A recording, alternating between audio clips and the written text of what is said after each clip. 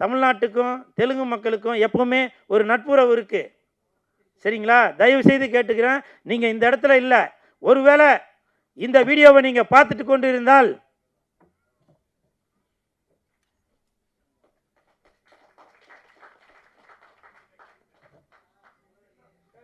இப்போ நான் இங்கே விழுந்தது உங்கள் காலில் விழுந்திருக்கேன் சார்.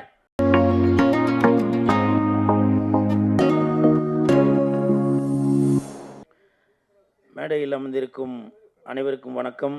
பத்திரிகை நண்பர்கள், ஊடக நண்பர்கள், இணையதள நண்பர்கள், பிஆர்ஓ மணி, பிஆர்ஓ வா என்னைய மாதிரி செட் பண்ணி வந்துட்டியாவா, பிஆர்ஓ சித்திக் அவர்களுக்கும் எனது நன்றியை தெரிவித்துக் கொள்கிறேன். மேடையில் பேசி கைத்தட்டல் வாங்குற அளவுக்கு நான் பெரிய பேச்சாளர் இல்லை. அதனால் தயவு செஞ்சு நீங்களே ஒரு தடவை கைத்தட்டிடுங்க. இந்த கைத்தட்டல்கள் அனைத்தும் அனல் மலை அந்த டீமுக்கு தான் போய் சேரும். அனலாக பேச வந்திருக்கும் திரு ஆர்கே அன்பு செல்வன் ஐயா அவர்கள், மழையாக பேச வந்திருப்பவர் கூல் சுரேஷ் அவர்கள்,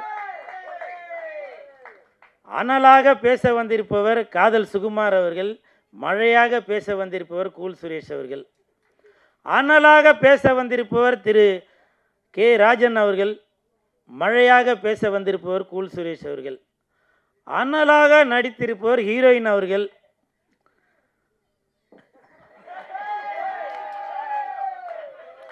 அதை அணைக்க வந்திருக்கும் மழையாக வந்திருப்பவர் கூல் சுரேஷ் அவர்கள். அனல் மலை இப்போ உண்மையிலேயே இப்போ அனல் மலை தான் வந்துட்டுருக்கு. ஏன்னா இப்போ வெளியில் பார்த்தீங்கன்னா பயங்கர அனல், ஆனால் 2 நாளைக்கு ஒரு தடவை மழையும் பெய்யுது. ஸோ இந்த நேரம் கரெக்டான சூழ்நிலைக்கு ஏற்ற மாதிரி தான் சார் இந்த படத்தையும் நீங்கள் ரிலீஸ் பண்ணுறீங்க. உங்களுக்கு என் மனமார்ந்த வாழ்த்துக்கள். இயக்குனர் ஐயப்பன் ஐயனார், நன்றி நன்றி.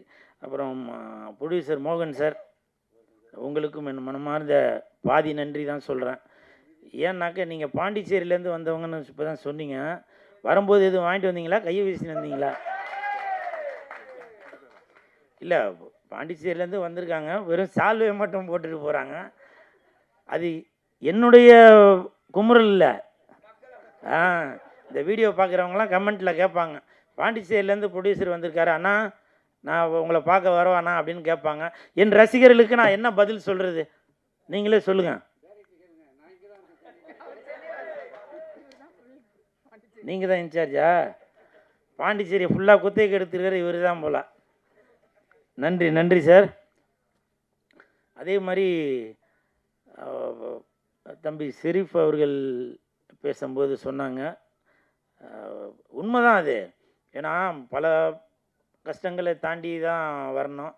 ஸோ சினிமான்றது அப்படி தானே. இப்போ நான் மட்டும் இல்லை, எல்லா நடிகர்களுமே இப்போ உள்ள பெரிய இயக்குநர்களோட மகன்களும் பெரிய தயாரிப்பாளர்களோட மகன்கள் கூட பெரிய ஆள் ஆகிறதுக்கு முட்டி மோதிக்கிட்டு தான் இருக்கிறாங்க.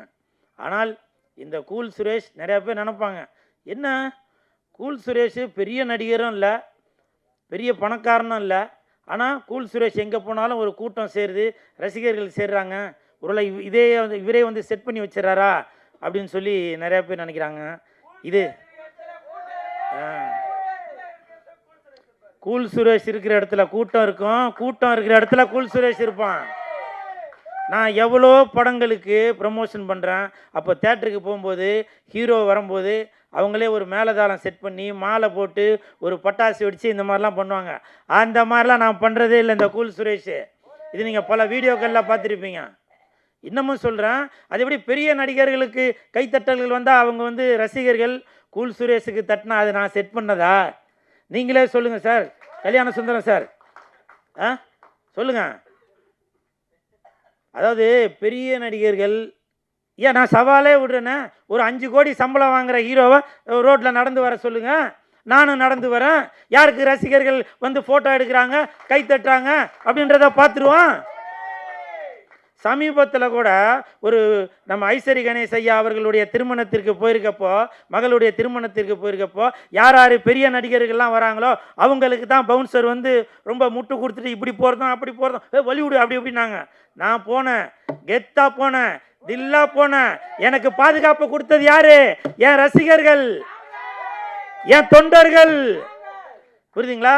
ரசிகர்கள், அதாவது அந்த பெரிய நடிகர்கள் என்ன பண்ணுவாங்க, ரசிகர்கள் நம்மளை பாதுகாக்கிறதே அந்த ரசிகர்கள் தான். நமக்கு இன்றைக்கி காரு பங்களா வசதியாக இருக்கோம்னா அதுக்கு காரணம் ரசிகர்கள் தான். அந்த ரசிகர்களை கிட்ட வர விடாமல் பவுன்சரை வச்சு தள்ளுறது, குத்துறது, அடிக்கிறது, அந்த வேலைலாம் பண்ணுவாங்க. நான் அந்த மாதிரிலாம் பண்ணுறது இல்லைங்க. என்னை பார்க்குறதுக்காக ரசிகர்கள் அவங்க வீட்டிலேருந்து வராங்க, எனக்கு ஃபோன் பண்ணி கேட்டுட்டு வராங்க. அந்த ரசிகர்களுக்காக வாழ்கிறவன் தான் இந்த கூல் சுரேஷ். இன்றைக்கி நான் இங்கே நிற்கிறேன்னா அதற்கு காரணம் என்னுடைய ரசிகர்கள் தான். புரியுதுங்களா?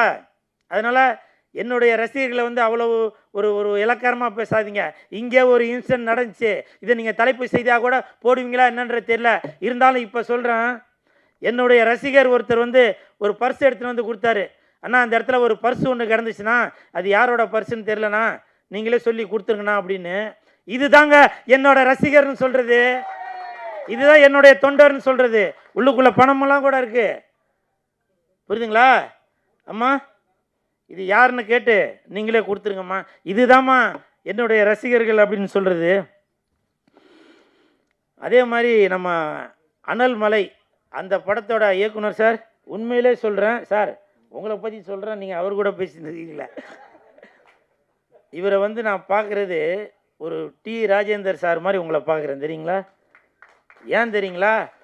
துணிஞ்சு 5-6 பாட்டு வச்சிங்க பார்த்தீங்களா, அந்த இடத்துல தான் சார் நீங்கள் டிஆர் சார் மாதிரி நிற்கிறீங்க. டிஆர் சார் படத்தில் என்ன சார் கரெக்டாக இல்லையா? என் தலைவன் இருக்கிறாரு, அவர் கரெக்டாக சொல்கிறாரு பாருங்க. பாட்டுக்கு அவ்வளோ இம்பார்ட்டன்ட் கொடுப்பாரு. 6 பாட்டையும் போட்டு காட்டு சும்மா அசர வச்சிங்க பார்த்தீங்களா, அதுதான் என் தலைவன் டிஆருக்கு அப்புறம் நீங்கள் தான்.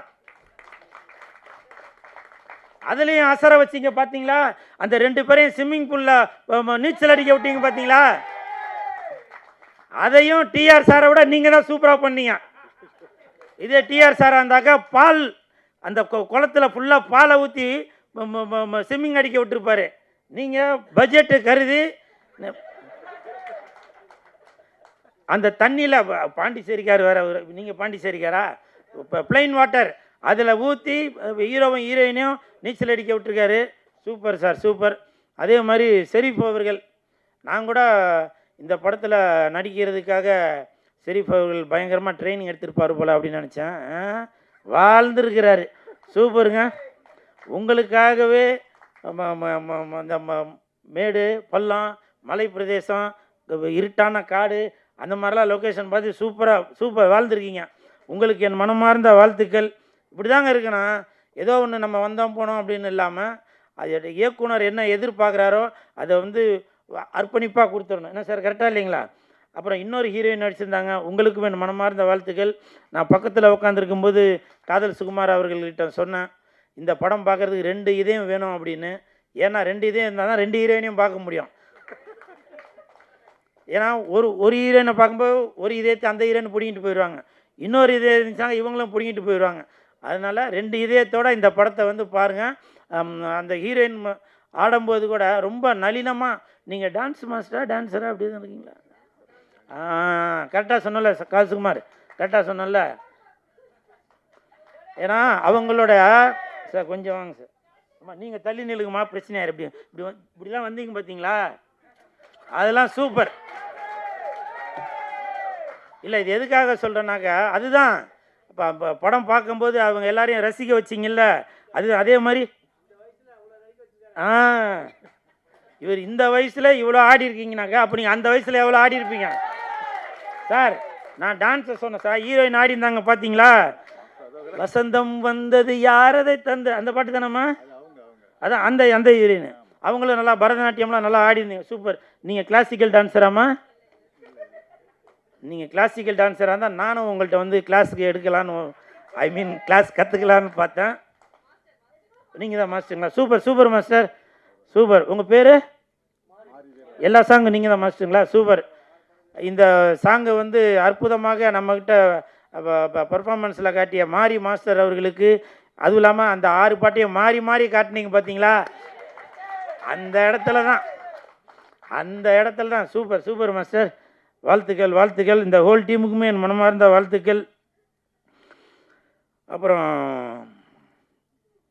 என் நண்பன் சந்தானம் அவர்கள் நடித்துள்ள படம்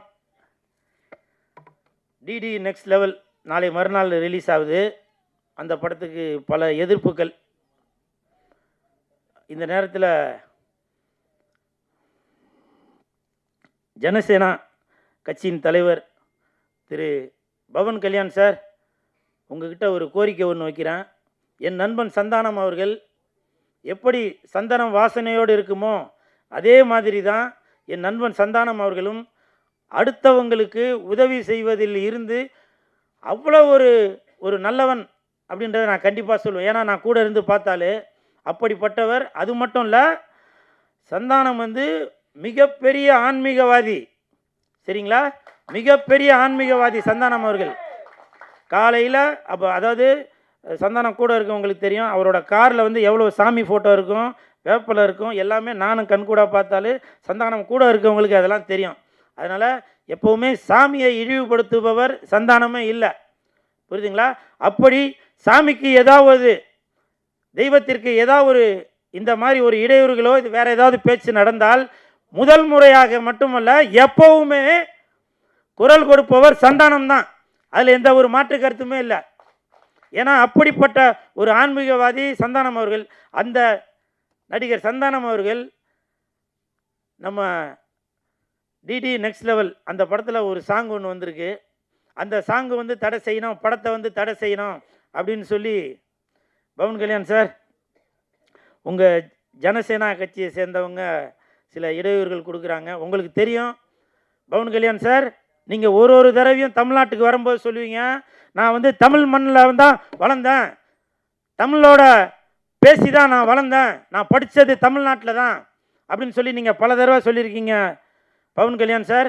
அது மட்டும் இல்லை, நீங்கள் வந்து சினிமாவில் இருக்கிறவங்க, உங்களுக்கு தெரியும் ஒரு படத்தை எடுத்து வெளியிடுறது எவ்வளோ கஷ்டம் அப்படின்றது. அதனால் உங்கள்கிட்ட நான் தாழ்மையுடன் கேட்டுக்கொள்கிறேன்.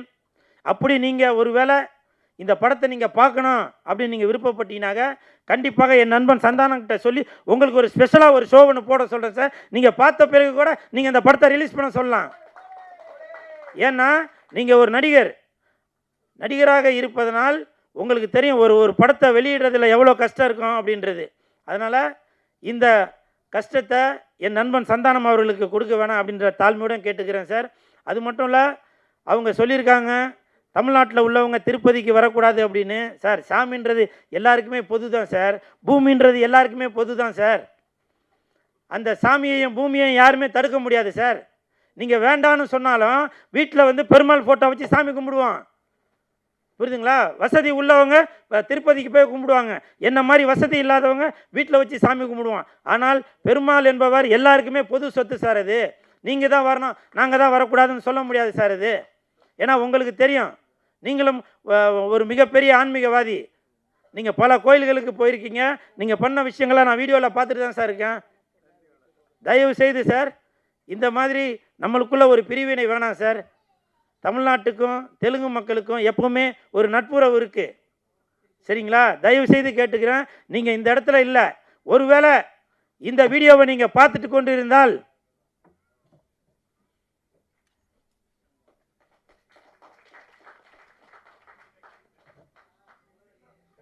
இப்போ நான் இங்கே விழுந்தது உங்கள் காலில் விழுந்திருக்கேன் சார். ஏன்னா நீங்கள் ஒரு மிகப்பெரிய ஆன்மீகவாதி, உங்களுடைய காலில் விழுறதுல எந்த ஒரு தப்பும் இல்லைன்னு நான் நினைக்கிறேன். புரியுதுங்களா? ஒரு சாமியோட காலில் விழுந்ததாக நான் நினைக்கிறேன், ஒரு பெருமாளோட காலில் விழுந்ததாக நான் நினைக்கிறேன். அதனால் என் நண்பன் சந்தானம் அவர்கள் நடித்துள்ள இந்த டிடி நெக்ஸ்ட் லெவல் இந்த படத்திற்கு நீங்கள் தான் முழு ஒத்துழைப்பை கொடுக்கணும் சார். சரிங்களா? இதுதான் என்னுடைய தாழ்மையான வேண்டுகோள்.